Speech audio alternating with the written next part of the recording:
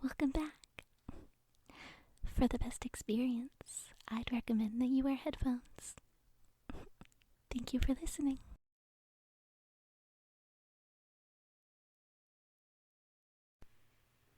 Hello. Today I'm going to be reading you a book. I'm going to be reading you one of my favorite books from when I was a child. The Adventures of Huckleberry Finn by Mark Twain. I loved this book as a child. Not really sure why, but I did. So I thought it'd be fun to read it today.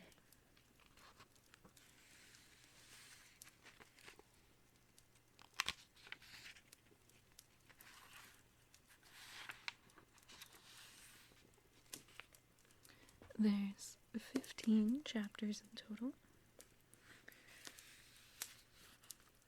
Today I think I'm gonna read probably just chapter 1 and 2. I don't think I'm going to read the whole book, but if you want me to read more, you can let me know.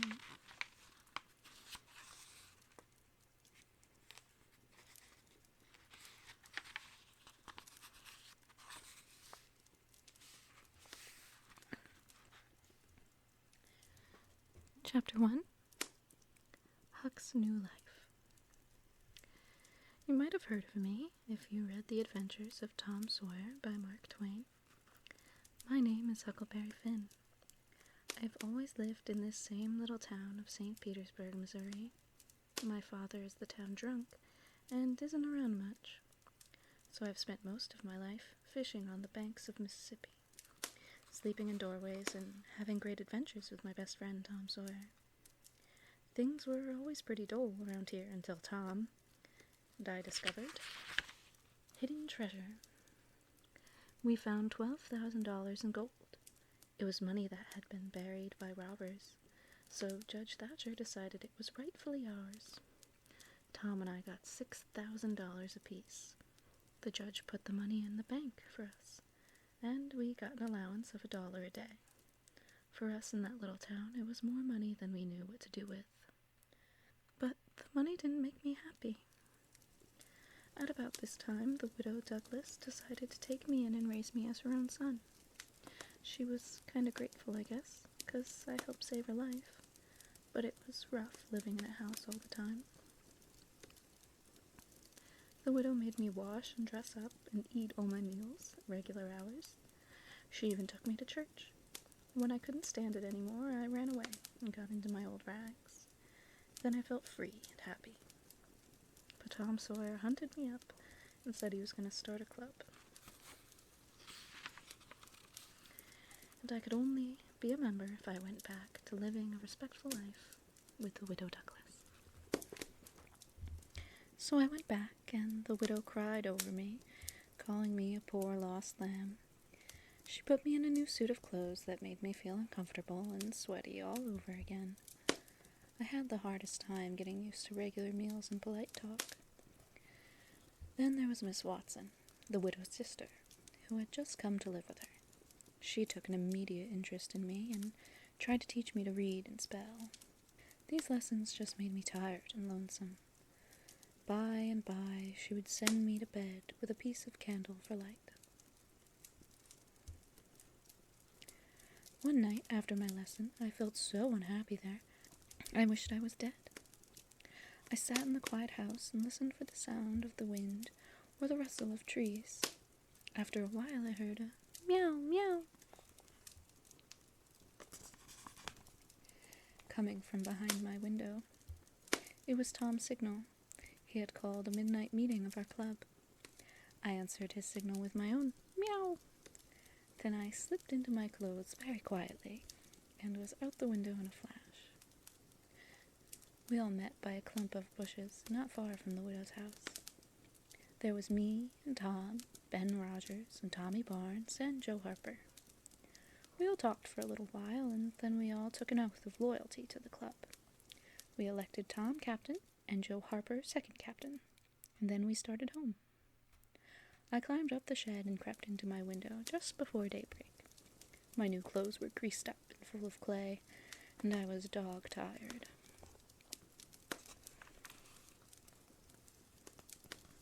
Chapter 2. Pap returns.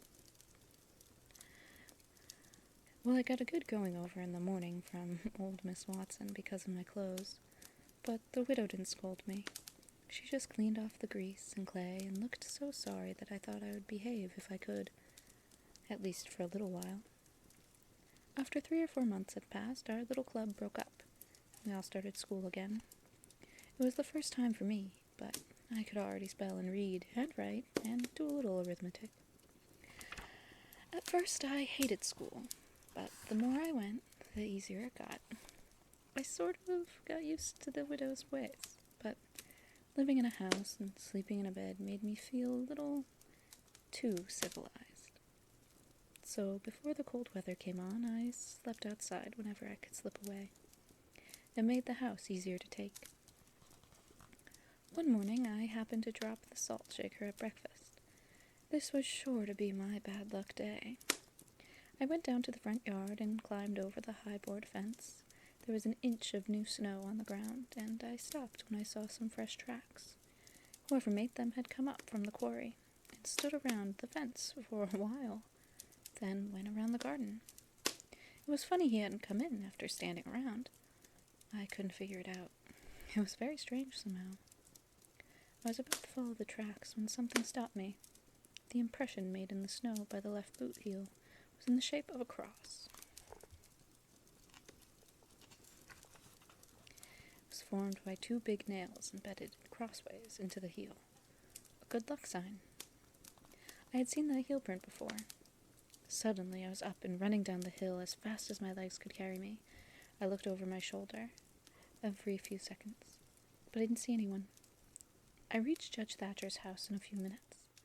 "Why, Huck, you're all out of breath," he said as he opened the door.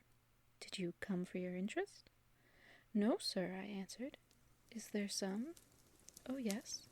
A half-yearly check came in last night. Over $150. Quite a fortune for you." "You had better let me invest it for you, along with your $6,000. "No, sir," I explained breathlessly. "I don't want you to invest it. I want you to take it. The interest and the $6,000 too." The judge looked surprised. He couldn't figure me out. "Why do you want me to take it, Huck? What could you mean by giving it away, all your money like this?" "Please don't ask me any more questions, sir. I know what I'm doing all right." After a while, I convinced the judge that I meant what I said. He asked me to sign a paper to make it all legal. I did it and left.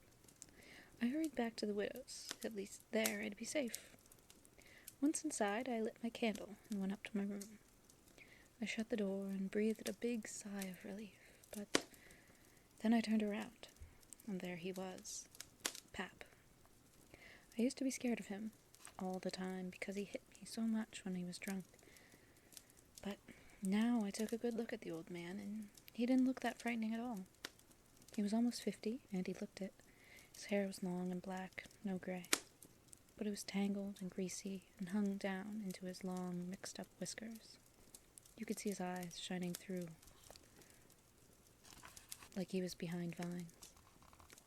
There wasn't any color in his face. It was white, but not like another man's white. It was white that could make a person sick, a white to make a person's flesh crawl. He was sitting in my bed with one ankle resting on the other knee.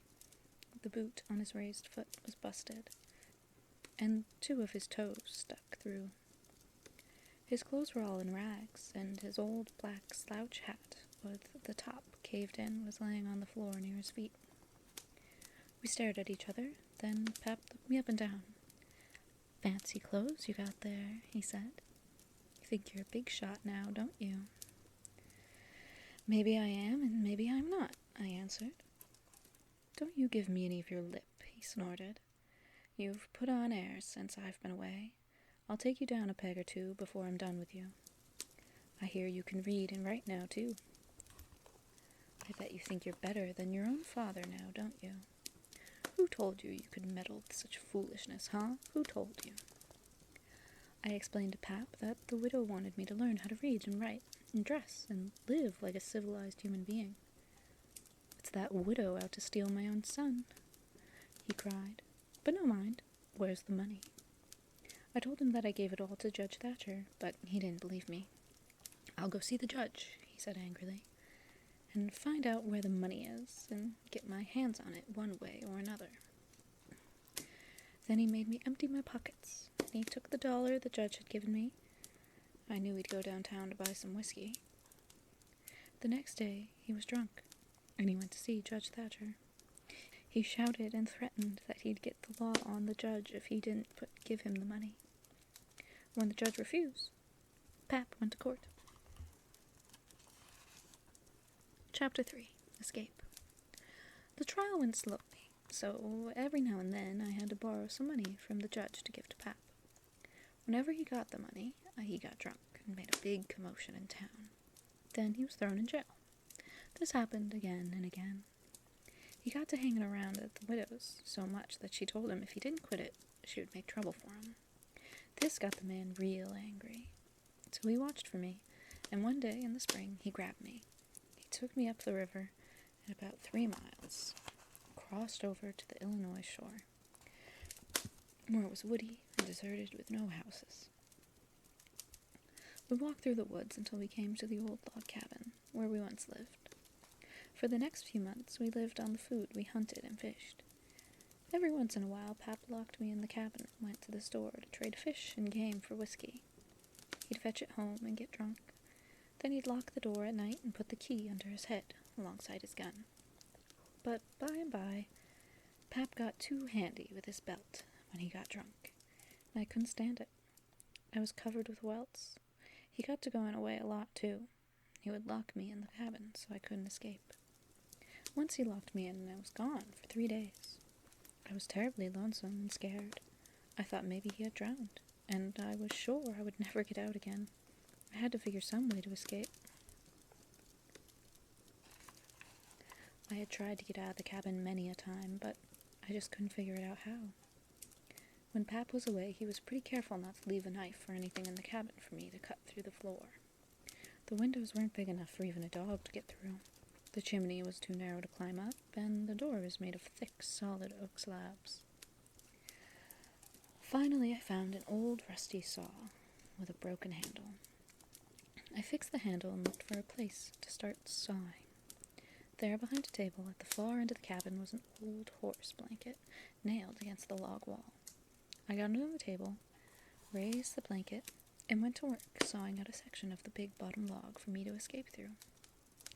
Well, it was a long job, but it was getting towards the end when I heard Pap's gun in the woods. I got rid of the signs of my work, dropped the blanket over the hole, and hid my saw. Pretty soon, Pap came in. He was in his usual mood, a bad one. He said he had been downtown, and everything was going wrong. His lawyer said the trial would take a long time, and there would be no money until the court made a decision. Meanwhile, the widow had been looking for me. She had sent a man to try to follow Pap, but Pap drove him off with his shotgun. After that, he threatened to hide me in another place where no one would find me. So I decided that if I could keep Pap and the widow from trying to find me, then I really would be free. After we had dinner, Pap locked me up in the cabin and went back to town. I judged he wouldn't come back that night, so I waited until he had a good start. Then I pulled out my saw. Before he was on the other side of the river, the hole was finished, and I was out. I knew there was an old canoe tied up on the shore. So I took a sack of cornmeal, a side of bacon, some sugar, and coffee, and headed down to the river. I filled the canoe with string, matches, a tin cup, some blankets. Then I went back to the cabin and covered up the hole that I had made. As part of my plan, I took Pap's shotgun from its hiding place, then went into the woods and shot a pig. I found Pap's axe and used it to smash the cabin door to bits. Next, I fetched the pig inside, cut open its throat, and let its blood make a trail wherever I dragged it. Then I pulled out some of my hair and stuck it and the axe in the cabin door. The whole thing looked as someone had hacked his way into the cabin, killed me, and dragged my body off somewhere. When it was dark, I moved the canoe down the river and waited under some willows for the moon to rise. I took a bite to eat, and by, laid down in the canoe to smoke my pipe and figure out a plan. I knew the townspeople would drag the river for my body, but they would soon get tired of that. Maybe they would hunt for the robbers who broke into the cabin, but right now, I needed to find some place to hide. So I decided to head for Jackson's Island. I knew the place pretty well. When the moon rose, I pushed off in the canoe. Soon I was on my way. It didn't take long to get to the island. Once I landed and tied up my canoe, I headed for the big log at the head of the island. From there I could see way over to the town, 3 miles away. The lights were twinkling, and if I closed my eyes, I could almost see the Willow Douglas inside the big house on the hill. There was a little gray in the sky now as dawn came on, so I stepped into the woods and laid down for a nap before breakfast.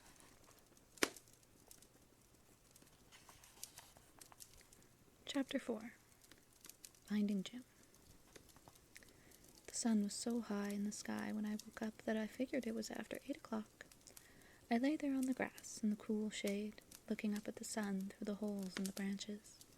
I felt rested and satisfied. A couple of squirrels sat on a limb and jabbered at me in a friendly way. I was lazy and comfortable and didn't even want to get up to cook breakfast.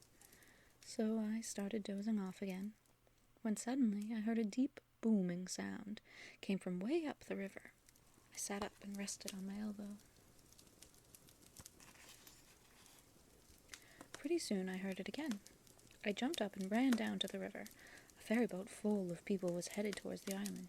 Suddenly I knew what was happening. They were firing a cannon over the water because they believed it would make a drowned body come up to the top. They were searching for mine. I stood hidden in the bushes, watching the cannon smoke and listening to the booms. I lit a pipe and had a good long smoke while I went on watching. By and by, the boat drifted so close to the shore that I could have almost touched it. I saw most everybody on the boat: Pap, Judge Thatcher, Joe Harper, and Tom Sawyer, and plenty more. I could hear them all talking about a murder. My murder. Suddenly the captain called out, "Look sharp now. The current sets in the closest here." Maybe he's washed up ashore and got tangled amongst the brush at the water's edge.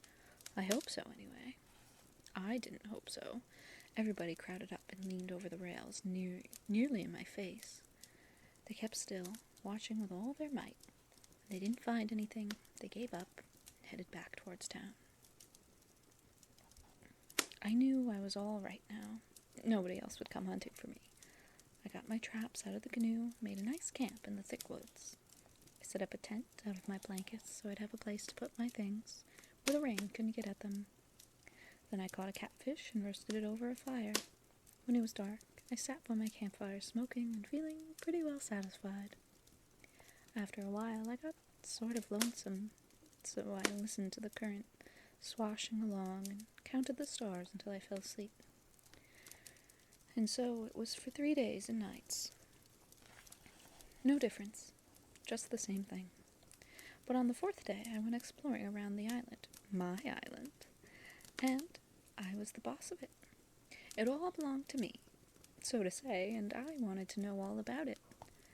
I was walking along when all of a sudden in a clearing, I bounded right onto the ashes of a campfire. They were still warm.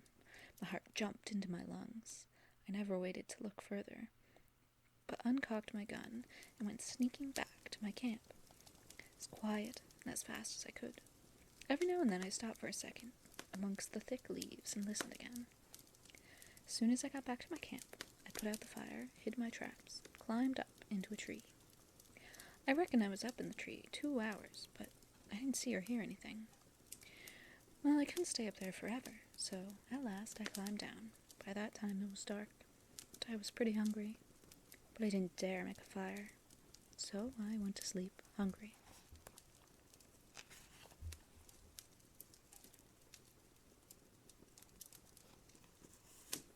I didn't sleep much. I couldn't somehow, because I was thinking all the time. By and by I said to myself, I can't live this way. I'm going to find out who's here on the island with me. I'll find it. I'll find it out or bust. So I began searching all around the island. After a while, I caught a glimpse of a fire through the trees. I went towards it, slowly and cautiously. Soon I was close enough to have a look. And there on the ground lay a man. He had a blanket over most of his body, and his head was nearly in the fire. Pretty soon he yawned and stretched. He threw off the blanket. It was Jim, Miss Watson's slave. At that time in Missouri, it was still legal to have slaves. Jim and I had gotten to be friends when I had lived at the widow's. I sure was glad to see him. "Hello, Jim," I said, skipping out of the bushes.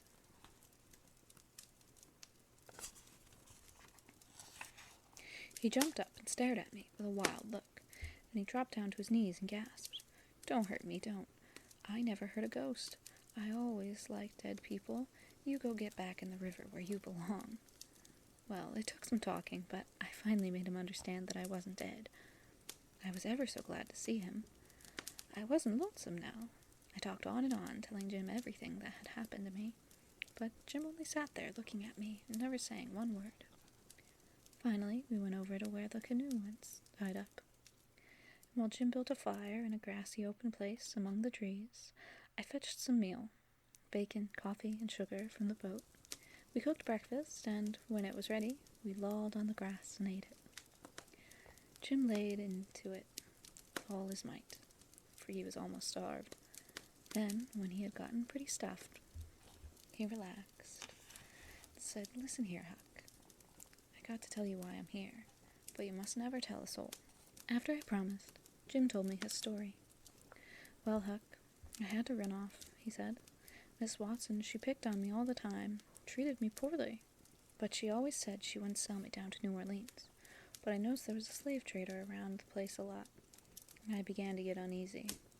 Well, one night, I crept home late, and I heard Miss Watson tell the widow that she was going to sell me down to New Orleans for $800. It was so much money, she just couldn't resist. The widow tried to talk her out of it, but I got so scared, I never waited to hear the rest. I lit out mighty quick. So for the past week, Jim was hiding too. We both agreed it was good to have company, and we set out fishing for our lunch."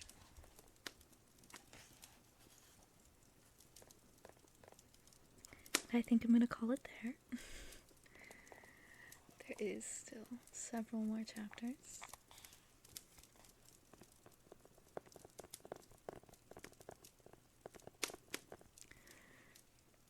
If you'd like for me to read to you again, you can let me know in the comments.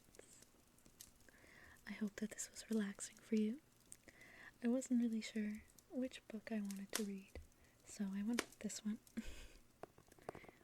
But if there's a book you'd like, and you'd like for me to read it to you, let me know.